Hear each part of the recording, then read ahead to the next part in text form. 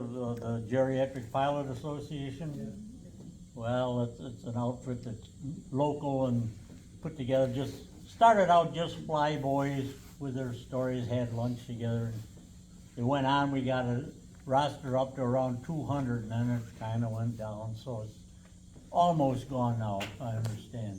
I ran it for 8 years.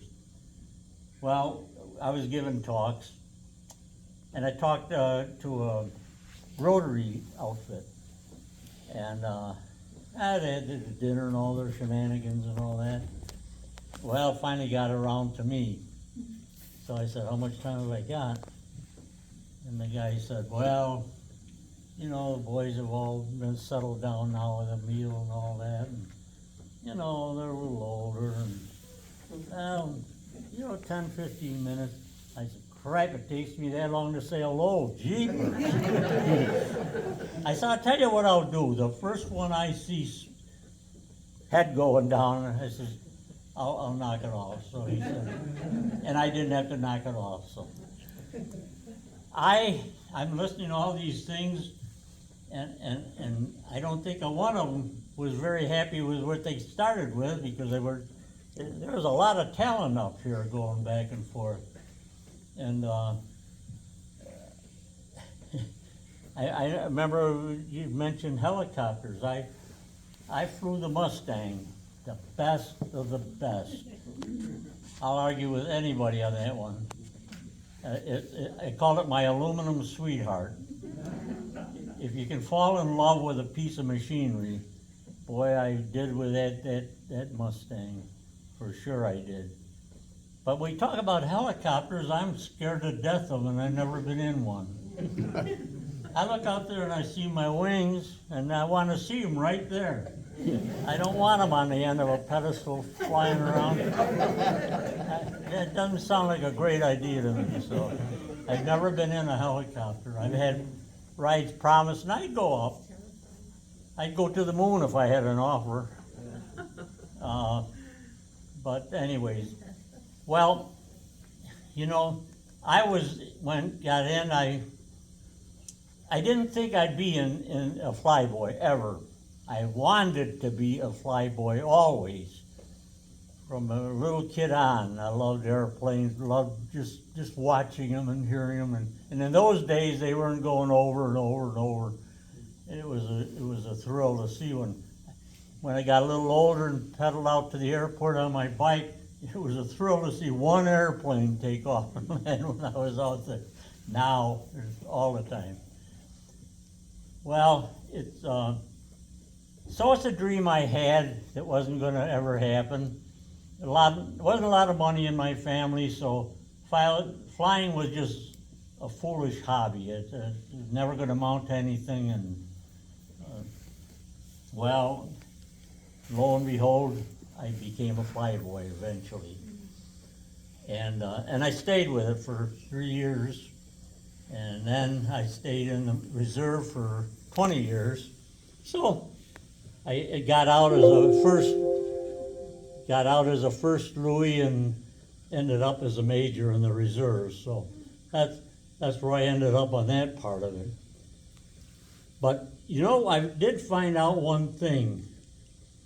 You hear about all these dangerous situations, and if you're in anything, any reconnaissance, anything, if you're just riding on some of the equipment, I found out that no military equipment was made forever for comfort.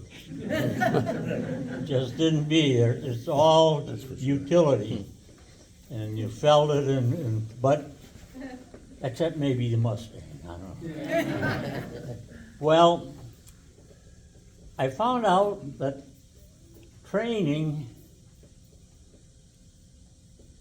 was a pretty big thing. In the first place, it's pretty much of a miracle to take a kid, and I wasn't much more than a kid.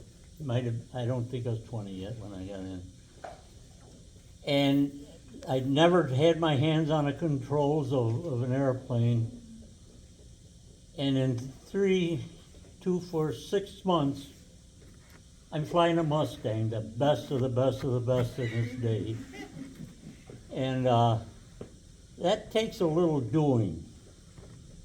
Well, I found out one thing, Uncle Sam, I want you. Well, he got me. And then it seemed all he wanted to do was get rid of me. Because I found out that, yeah, we need flyboys, we need people. So you got in, and it seemed everything you did, they were trying to get rid of you. You could wash out. Washing out doesn't mean you're going to go home. If you wash out, you might be a cook, you might be a truck driver, you're going to do something. You're not going home. So it was a case of, well, you're in, so you make the best of it and you go along. Finally, you do get around to flight training. Wow, I thought that's what I came in for, and now we finally get around to it, months later. Well, it was something to get in, touch controls. I was up one day in primary.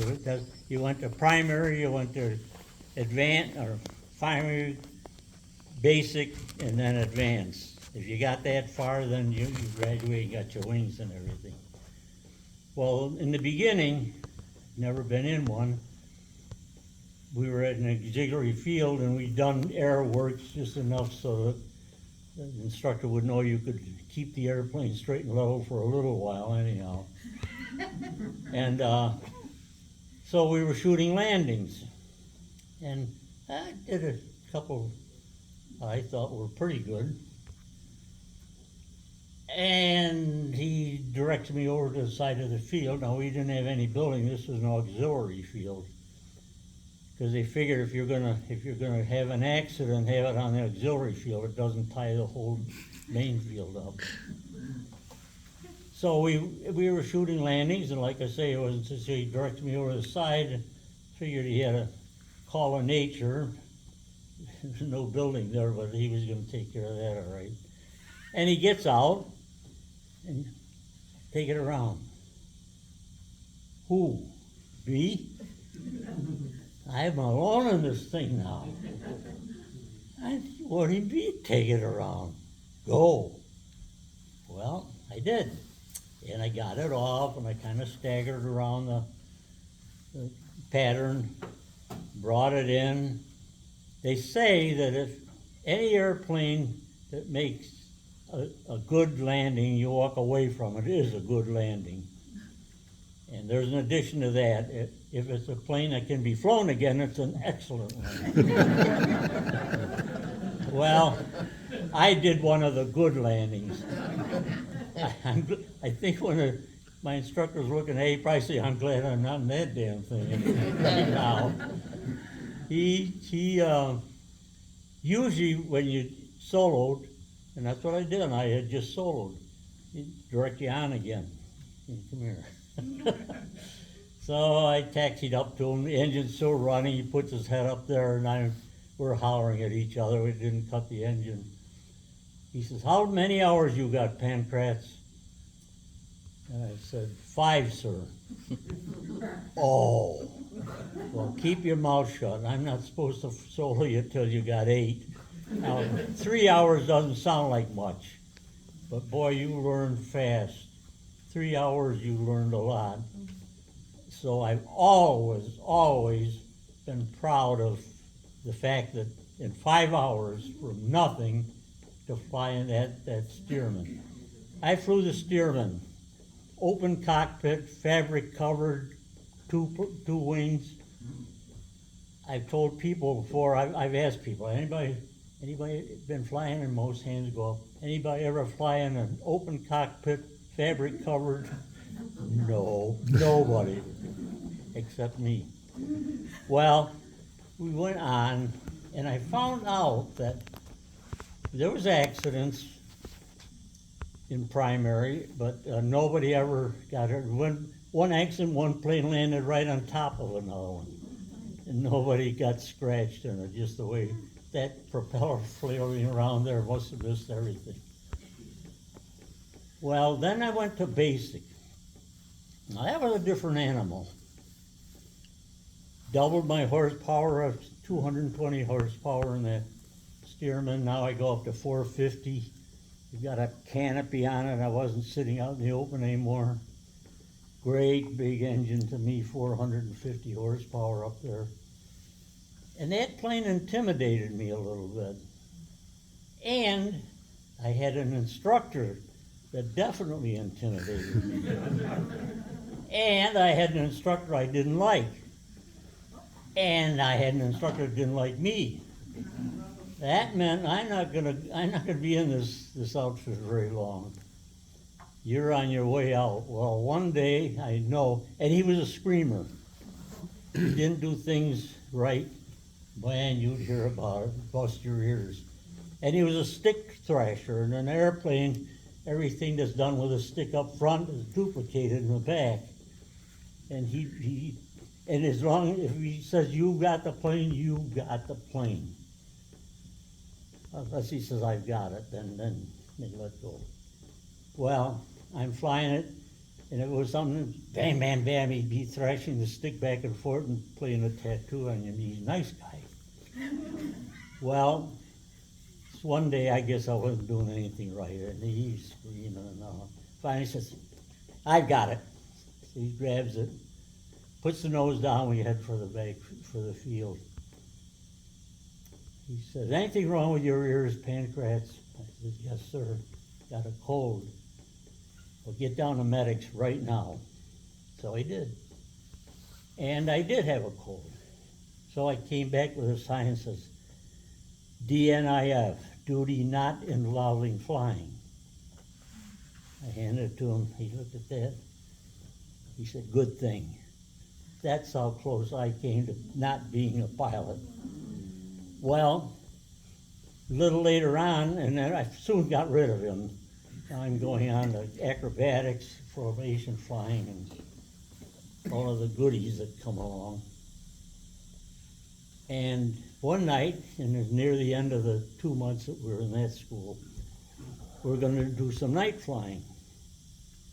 Well, we got checked out and all that.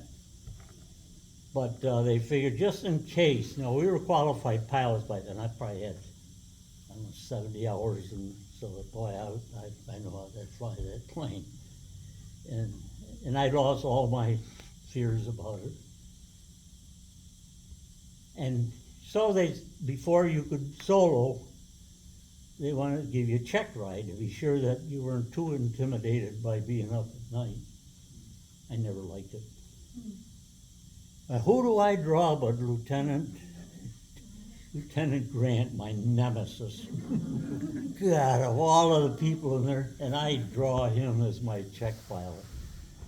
So he took off, had me go around the pattern, land, had me taxi up.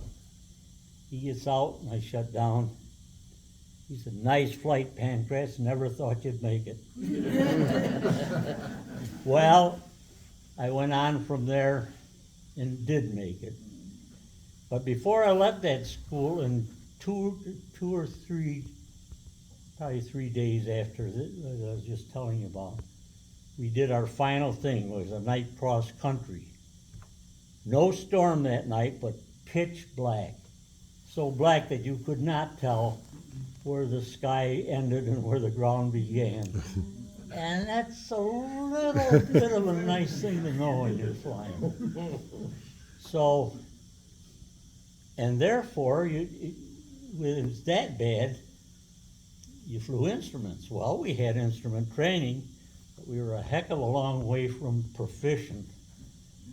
We were rank amateurs, but we knew what we were supposed to do. We just never had that much practice. And then panic set in. I'm lost. I need help. You're not going to get any help. You're in that plane by yourself. You are all the help you're going to get. But it sure doesn't make the rest of you, when you're not too sure of where you are or what you're doing, feel any better to listen to that. Well, I got back, never so glad to get out of an airplane in my life. And in the morning, I found out just how bad it was. There was 35 of us took off that night, solo, doing our night cross country. There was 11 planes went down and 8 guys died. Now that was just in my field one night. And I have read many times 24,000 cadets died in training. That's a lot of people, even nowadays. So I did find out that this fun thing called flying could not be so much fun sometimes. Well, went on to my next school was I flew AT-6s, 600 horsepower. Now that retractable landing gear. Now you had a new thing. Remember to put them up when after you take off, and remember to put them down before you land. Story of this cadet. You fly a pattern. Here's a runway. You come in at a 45-degree angle. You fly the downwind leg, crosswind, and you land. Well, and by the time you get to the base leg, you're supposed to have your wheels down. Well, this one 86 is flying a pattern. He's on that base leg. His wheels are still up. Turns on to the approach down to land. Wheels are still up. Tower starts hollering at him, starts screaming at him. And he lands, nice landing, wheels up. He didn't make many points there. But when they got to him, they said, "Didn't you hear the tower screaming at you that you didn't put your wheels down yet?" He says, "Yeah." He says, I was confused. I heard that, but I couldn't understand it. There was this damn horn blowing right behind me. Well, that horn was saying, "Put your wheels down." Well, there's fun stories and there's other stories. I flew 35 missions when I finally got into, and I was a reconnaissance pilot. You were talking about recon? Well, you did it behind bushes on the ground. I did behind clouds up there. I like my way a little better. But the job was the same, getting information. And so we I'm having one of those moments. I start saying something, then I get sidetracked, and I sidetrack myself. What was I saying? Well, anyways, I found out that there could be a good side to war. I flew 43 missions. I'm armed. I got 650s out there in those wings, which is a pretty nice machine, especially and your guns are all sighted, so they call it the cone. So many yards out. And you got 650s chattering away here, and all that lead is right there in that cone. You don't want to be in that cone. It's a lot of lead flying. So I never got shot at in the air. Yeah, I had tracers go right by the canopy. If you see a tracer, you know there's what, 4 more with it? Yeah. Yeah, so you know a little lead is getting too close to you, but it didn't miss. I never got scratched. I had heavy flak, close enough that it really was upsetting the plane. I couldn't wait, like when I found out everything was all right, I couldn't wait to get back to get a picture of a couple of the holes in my plane. There wasn't a mark on that plane. My crew chief and I went over that plane over there. There wasn't a mark on it. Shrapnel is the nasty, nasty stuff. A bullet, if you can get hit, it's a clean hit, and if it doesn't strike a bone or your heart or something, you're probably going to make it. You might lose an arm, you might be crippled up, but you'll make it.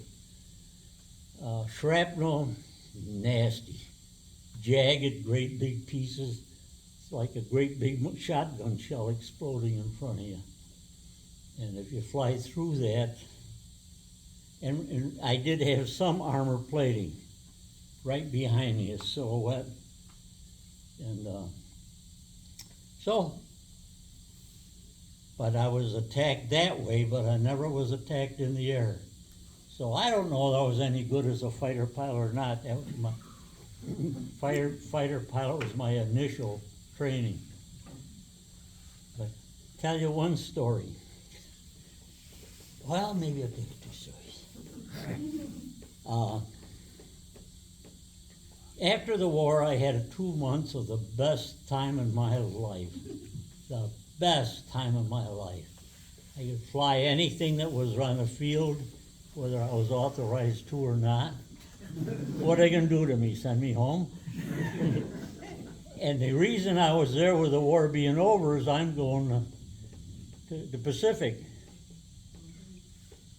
I have an aversion to being up there flying around peacefully, minding my own business and looking. No matter where I look, I see water. No, I'll leave that to the Navy guys.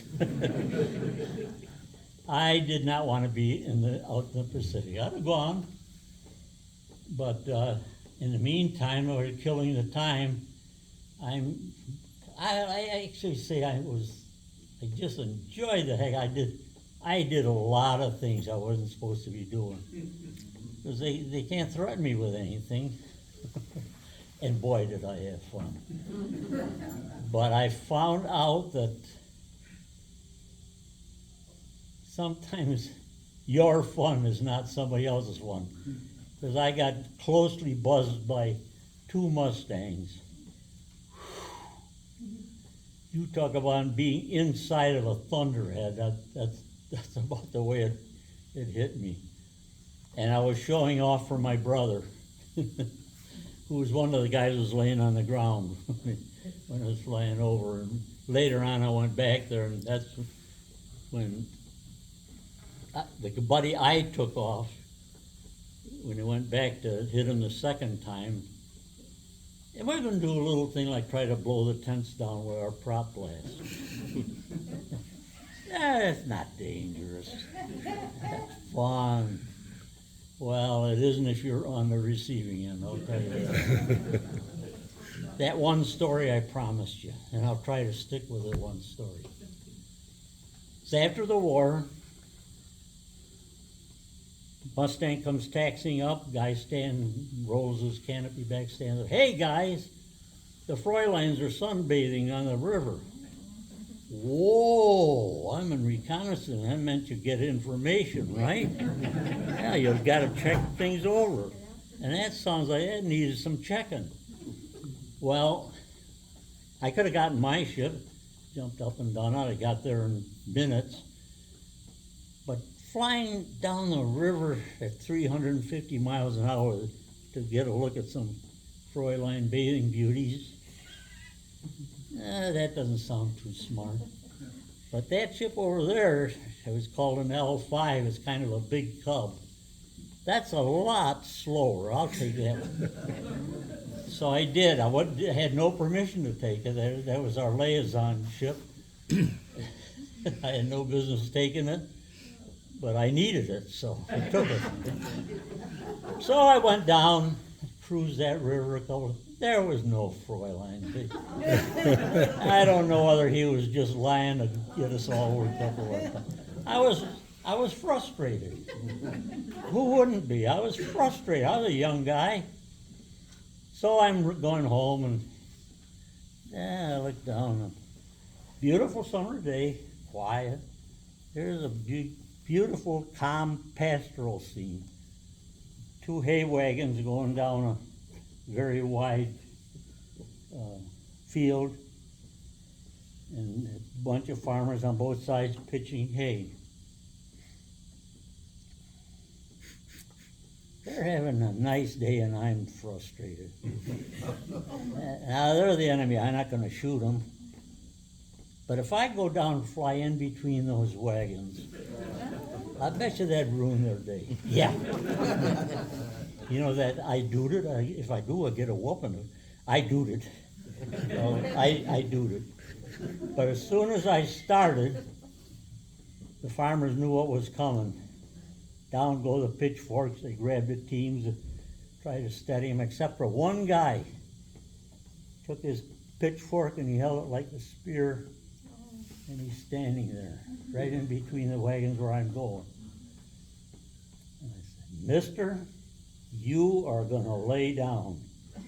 So I pulled up, went around way down the end of the field, got right down and clipping grass. I wasn't 3 inches off the ground. I'm coming down, and there he stands. Now, this all happens and it's all done. And the thought came to me, how the hell am I going to explain a pitchfork in this plane when I get back to the field? And I'm sure this guy would put it, if I took his head off after he hit, I was going to get a pitchfork in that plane. So I pulled up and waggled my wings and flew off. He won the war. I lost the battle of the fun. As you can tell, there was good one. If there's such a thing as a good war, and you got to be quite careful saying a thing like that, but if there is such a thing, Elmer Pancratz had a good war. I came back unscrambled. I was okay that way. It never got touched in any kind of a wound. Maybe a few nicks shaving or something. But it ended up, I can tell stories and I try to get laughs when I tell stories. I've had a lot of lectures, and I try to get a laugh. And you're a good audience, great audience. I like it. But you're not going to hear any more from me for a while.